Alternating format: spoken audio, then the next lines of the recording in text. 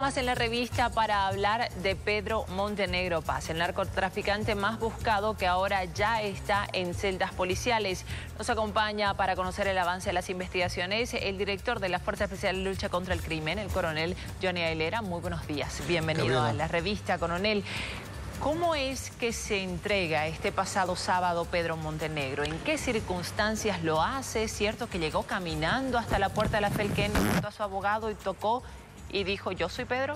Bueno, efectivamente hay que considerar que más allá de las circunstancias que hubieran producido este desenlace, es importante que se establezca que ha existido previamente un proceso de planificación y de información que ha permitido establecer, no solamente a través de actividades formales traducidas en allanamientos, sino de otras de carácter clandestino, que son la acumulación de información que desde nuestra perspectiva han logrado que el señor Pedro Montenegro, alias Pedro Hoffman, se hagan... Entiendo que sí hubo la presión policial, el cerco policial, pero ¿cómo fue la presentación, esa acción que él tuvo? ¿Cómo fue? Bueno, esto resulta como yo diría como consecuencia de una fase que se denomina proyección en la delincuencia, que tiene como finalidad romper las tensiones. El hombre es el único ser capaz de determinar las decisiones que va a tomar. Usted me ha preguntado si él vino a pie y si lo acompañaron. Efectivamente, el individuo se hizo presente en las dependencias de la Felquén en mérito a que habían varias actividades, yo diría, destinadas a su captura. Y estas están traducidas precisamente en aquella motivación que ha permitido que él, acompañado o no, se haga presente allí. Ahora, usted nos refería cuáles eran las actividades que hemos realizado y recientemente, ayer hemos logrado la aprehensión del oficial de registro civil, cuyo asiento estaba en Puesto Fernández, que ha entregado en todo caso aquel documento, aquel certificado de nacimiento con el cual se ha logrado la inscripción en el registro civil y la posterior extensión de un pasaporte que ha permitido que este individuo se movilice de manera internacional. La trascendencia que tiene este documento y las operaciones que están vinculadas a él precisamente se estaban, desde nuestra perspectiva, relacionadas a impedir que este individuo salga del país, lo cual, insisto, es lo que indudablemente ha generado una fuerte tensión en su persona. Permítame, antes de hablar de los nuevos vinculados y detenidos, en este caso quisiéramos conocer más sobre Pedro Montenegro, que es a quien estaban buscando y finalmente ya tienen en celdas policiales. ¿Dónde estuvo todo este tiempo? Bueno, el señor... ¿Más de un mes o algo así que estuvo casi un mes, efectivamente, ¿no? Sí. El señor Montenegro no ha prestado declaraciones informativas ni en los delitos ordinarios ni en los delitos vinculados a la ley especial, es decir, del narcotráfico. Por tanto, las actividades que él ha realizado en este tiempo aún están en incertidumbre. Sin embargo, ha mantenido una serie de relacionamientos, y así lo podríamos demostrar o acreditar si fuera necesario, con diversas personas que han sido, yo diría, intervenidas por la policía. ¿Quiénes más o menos? Bueno, su círculo familiar, su círculo de amistades, que indudablemente en algunas circunstancias han brindado, yo diría, algún nivel de cobertura para que el individuo pudiera encontrarse, yo diría, a resguardo. O porque se hablaba de rastreo satelital, hicieron triangulación de llamadas, cosas así. Finalmente se ha logrado determinar en qué zona estuvo, con quién estuvo. Era mutante, ¿no? El individuo no ha estado solamente en una región, se ha trasladado inclusive a la área de las provincias, lo que ha motivado que a partir de la información que se tenía nos traslademos allí. Ha estado en diversos lugares, no solamente de la ciudad, porque efectivamente su radio de acción, como pasa en cualquier caso de una persona buscada, es enclaustrarse. Y enclaustrarse quiere decir que no mantiene comunicaciones en la vía normal, es decir, no utiliza su teléfono celular, no utiliza nada que pudiera permitir una fácil captura. Por lo que comprendo, el individuo ha empleado una serie de tecnologías, en este caso, que han impedido inclusive un rastreo que nosotros llamamos satelital. Son cuestiones que indudablemente lo que pretenden es, yo diría, entorpecer la actividad policial y que deberían y tienen que ser resquebrajadas por la policía. ¿Y han identificado quién lo estuvo ayudando todo este tiempo a esconderse? Bueno, tenemos varias sospechas, hay varias personas y varios niveles que van a continuar siendo investigados y hay que comprender ahí básicamente la participación criminal de estas personas, porque estando identificadas, como ya tenemos un gran porcentaje, van a ser investigadas desde nuestra visión por el delito de encubrimiento, porque pese a que se han realizado operaciones que han tenido carácter público, yo diría mediatizado, ninguna de estas personas se ha aproximado hasta la policía. Pero hay un otro factor más que se tiene que considerar y es que la propia Felquén ya había conseguido un soporte financiero para conseguir, yo diría, pagar un rescate o una recompensa. Yo quiero explicarle a usted y a la población, Gabriela, que indudablemente las fuentes de información están siempre vinculadas a personas que han tenido o han trabajado con él o en su contorno, o gente que de alguna manera ha sabido dónde ha efectuado algún tipo de actividades. Son estas fuentes humanas las que permiten realizar actividades cuando la tecnología se encuentra truncada. ¿Me confirma entonces que sí se había ofrecido una recompensa de $50.000 para aquella persona que dé datos? Estoy enterado de aquella actividad que en todo caso corresponde ser explicada por la Felkene. Yo conozco aquello porque he estado participando en reuniones que han generado niveles de estrategia y de coordinación entre todas las unidades dependientes del Comando General de la Policía destinadas precisamente a su captura. Y eso no debería llamarnos la atención, pues se utiliza en todos los escenarios y fundamentalmente en este de la criminalidad organizada.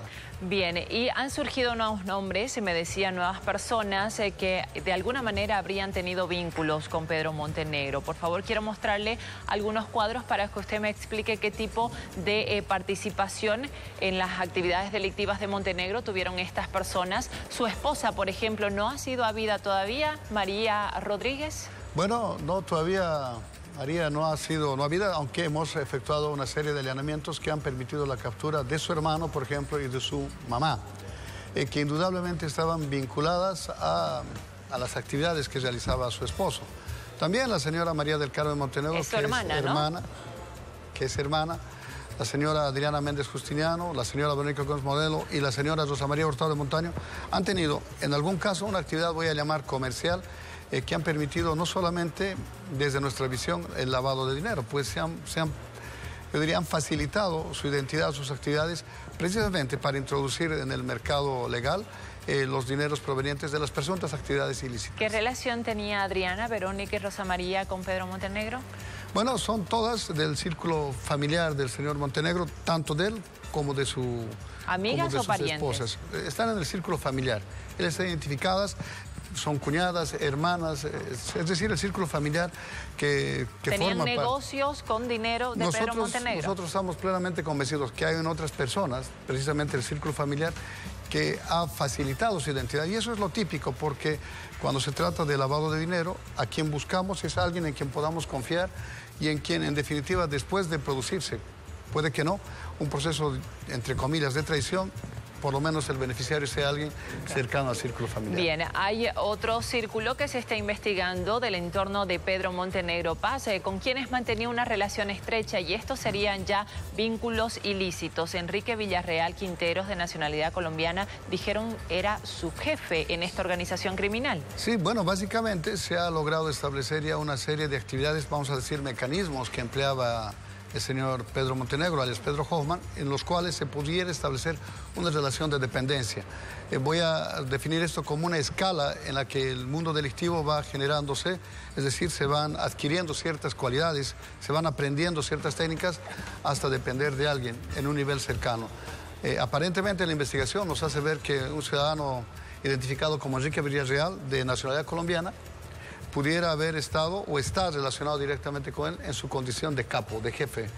¿Él vivía acá en Bolivia? Bueno, sí. ¿Tenía negocios acá? Sí, han habido diversidad de actividades que han permitido establecer que él ha estado en el país. Ahora no se encuentra ya en nuestro territorio. ¿Y él tiene antecedentes por narcotráfico? Sí, tiene, y entiendo que la Felkene está pidiendo que sea facilitado este individuo, vamos a llamar extraditado, a nuestro país, precisamente con la finalidad de responder ante la justicia. Aquí es importante, sin embargo, señalar, cuando me refiero a la extradición, que se dan de dos tipos: una extradición activa, que hubiera sido la que ha ejercitado Brasil para procurar la entrega del señor Pedro Montenegro hasta ese suelo, y una pasiva, que es la que recibe el Estado y que en todo caso están destinadas a establecer cuáles deberían ser, yo diría, las condiciones que van a viabilizar esa entrega. En este caso puntual, el señor Montenegro ya se encuentra procesado por lo menos por 3 delitos, entre los cuales se encuentra el delito de uso de instrumento falsificado, el delito de legitimación de ganancias ilícitas y obviamente narcotráfico, que son en todo caso las personas que se hallan, en este caso, exhibidas en la pantalla. ¿Todas estas personas que están como relación estrecha serían parte de la organización criminal? Sí, en distinto grado. En distinto grado. Y cuando le digo que en distinto grado es que la teoría del narcotráfico nos habla de un proceso como el que se da en cualquier tipo de hecho ilícito, que parte, yo diría, en la distribución en el transporte y en la comercialización de estos. Después de esta comercialización, la fase posterior, indudablemente, es la reinversión del dinero en actividades criminales, en la búsqueda de seguridad jurídica, en la búsqueda de relaciones y, sobre todo, en repotenciar esta organización. Entonces, todas estas personas han tenido aquella labor. Hay más nombres que han sido presentados por las autoridades en la conferencia de prensa del fin de semana, jueces y magistrados que estarían involucrados también con Pedro Montenegro, Darwin Vargas, vocal del Tribunal de Justicia aquí en Santa Cruz, María Belén Laguna, del Consejo de la Magistratura en el Beni, Gonzalo Hurtado Zamorano, magistrado del Tribunal Constitucional, y el juez Juan José Paniagua, que tengo entendido es uno de los que ha dado la cara y ha descartado cualquier relación. ¿Qué los vinculan con Pedro Montenegro? Todas estas personas han negado saber de las relaciones de orden delictivo que el señor Montenegro tenía. ¿Pero ustedes qué han encontrado? Bueno, nosotros encontramos indudablemente una relación que por lo menos debería ser explicada. ¿En qué circunstancias? Que de acuerdo a la información, que en todo caso es solamente información, que debe ser corroborada, y una de estas es la declaración que pudieran brindar estas personas, estaba destinada en principio a brindarle, entre comillas, una seguridad jurídica, porque hay que aclarar que el señor Montenegro no solamente se había relacionado con el estamento policial, sino también con autoridades en las cuales, de acuerdo a la información obtenida a través de los mecanismos de inteligencia, él inclusive decía que habría que hablar con él para conseguir un puesto en la Administración de Justicia. Cosas que pudieran tener o no relación, o pudieran resultar simplemente como anécdota. Sí, siga. Que pudieran resultar como anécdota, pues una vez que se sopesen no solamente las fotografías, videos, etcétera, que acreditan, voy a llamar una relación que pudiera decirse no es delictiva, porque estamos obligados a pensar que es así. Bueno, si a partir de esto encontramos otros nexos que lo vinculen con actividades destinadas a su protección, autoprotección o a la designación de autoridades, como se ha pretendido establecer, pues hemos encontrado también información en la que se establece que una dama habría utilizado su inmueble, su casa, para generar, yo diría, algunas campañas publicitarias. Todas estas relaciones, si es que no cuentan con aquella frase que dice a sabiendas, es decir, el a sabiendas es un elemento subjetivo que le permite a una persona estar consciente de que sus conductas son reprochables. Si no encontramos ese nexo, que es evidentemente subjetivo y que se tiene que materializar, entonces estaremos frente a hechos que no tienen relevancia penal, es decir, que no merecen una persecución. El propio fiscal departamental me decía que si encontramos, además de esta fotografía, otros nexos que puedan materializar esta información en hechos delictivos, obviamente los van a investigar.